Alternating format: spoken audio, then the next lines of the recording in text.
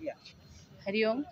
आज जो Olympic games के लिए 2036 के अंदर जो होने वाला है अभी, और जो 50 साल बीत चुके हैं उसमें जो वहाँ पे हज़ारों लाखों की संख्या में जो भौतिक जगत में इंजीनियर, यहाँ तक कि बड़े बड़े जो बच्चे जो जिन्होंने अपना मटेरियल वर्ल्ड छोड़ के स्पिरिचुअलिटी के लिए बढ़े, तो उनकी जो कनेक्टिविटी गॉड से वहाँ पे हो रही थी, क्या हम उसको भूल जाएं?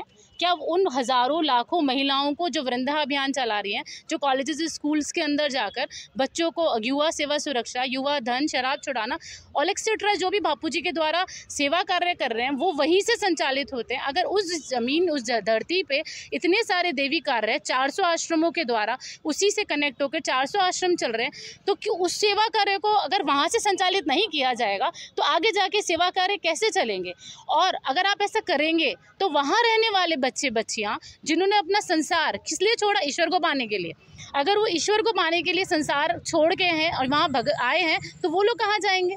तो आप अपना ओलंपिक भी कीजिए, हम भी उसके समर्थन में, लेकिन प्लीज़ जिस भूमि पे भगवान नाम जप, भगवान नाम कीर्तन, आज हमने राम जी का अयोध्या का अंदर मंदिर बनवाया, तो वहाँ हमारा मकसद क्या? क्योंकि राम जी की पूजा हो, तो हमारा भी यहाँ यही मकसद है कि यहाँ पर भगवान नाम जप हो, भगवान नाम कीर्तन हो। हमारे गुरुदेव स्वयं की पूजा कराना नहीं चाहते, वो भगवान नाम जप की, भगवान नाम चिंतन की, यहाँ तक सत्संग देना चाहते हैं। तो यहाँ उनके द्वारा जो देवी कार्य चलाए जा रहे हैं और वो वहीं से संचालित होते हैं। तो हमारी केवल सरकार से यही मांग है, आप अपने कार्य भी पूरे करिए और हम बच्चों के कार्यों के ऊपर ध्यान दीजिए। और हम चाहते हैं कि इस भूमि को बिल्कुल ना छेड़ा जाए, क्योंकि हम सभी की जब तब की स्थली है, हमारी आत्मा का उद्धार करने की स्थली है। Thank you so much. इसके लिए वो और कोई जगह चूज कर सकते हैं, बट आश्रम, अहमदाबाद आश्रम में। नीलम।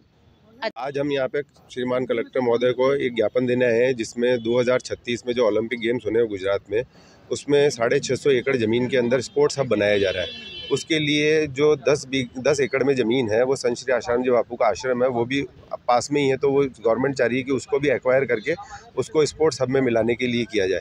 लेकिन हमारी सरकार से ये विनती है कि आज हिंदू राष्ट्र के अंदर हिंदुओं की सरकार होते हुए हिंदुओं के आश्रम और मंदिर सुरक्षित नहीं रहेंगे तो फिर कहाँ पर जाएंगे?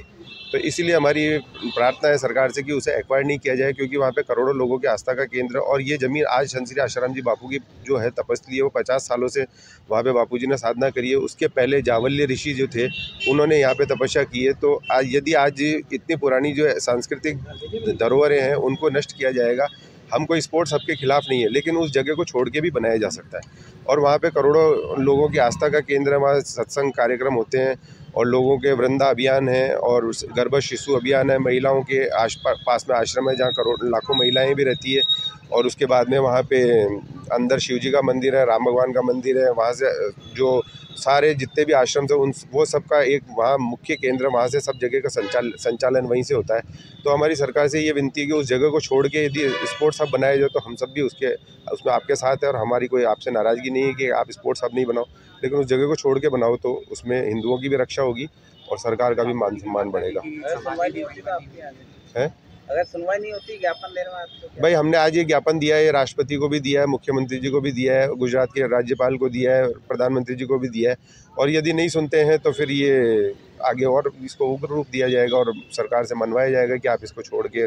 सुनील पारिक, अध्यक्ष श्री योग विधान सेवा समिति अजमेर। हरिओम। हरिओम।